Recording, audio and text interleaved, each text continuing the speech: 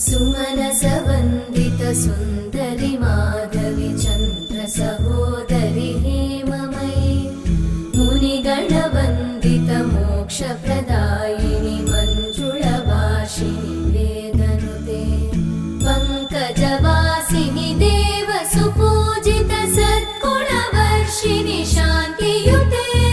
जय जय हे मधुसूदन कामिनि आदिलक्ष्मि जय पालय माम्